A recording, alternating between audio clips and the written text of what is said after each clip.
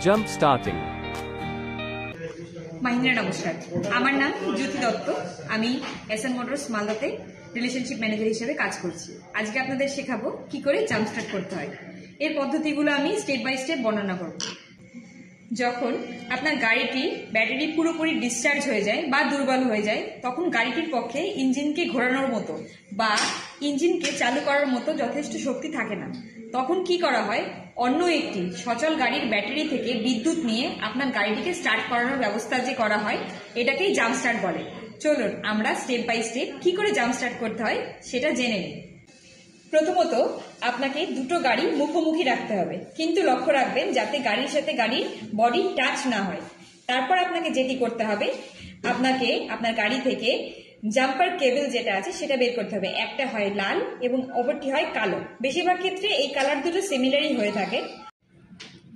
প্রথম অবস্থায় উভয় গাড়ির ইঞ্জিন বন্ধ রাখতে হবে তারপর জাম্পার কেবলের দ্বারা রেড মানে পজিটিভ কেবল সচল গাড়ির পজিটিভ মানে ব্যাটারি টার্মিনালে এবং সেই কেবলের অপর প্রান্তটি যেই গাড়িটা বন্ধ হয়ে আছে সেই গাড়ির ব্যাটারি টার্মিনালে লাগাতে হবে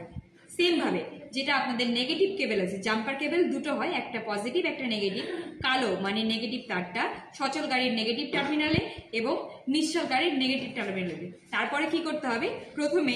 যে গাড়িটি সচল ছিল মানে স্টার্ট গাড়িটি সেটাকে ইঞ্জিন স্টার্ট দিতে হবে কিছুক্ষণ পরে নিশ্চল যে গাড়িটার ব্যাটারি একদম ডিসচার্জ হয়ে গেছিল সেই গাড়িটির ইঞ্জিন স্টার্ট দিতে হবে এইভাবেই আপনার গাড়িটি স্টার্ট হয়ে যাবে আপনাকে লক্ষ্য রাখতে হবে যে গাড়িটি ডিসচার্জ হয়ে গেছিল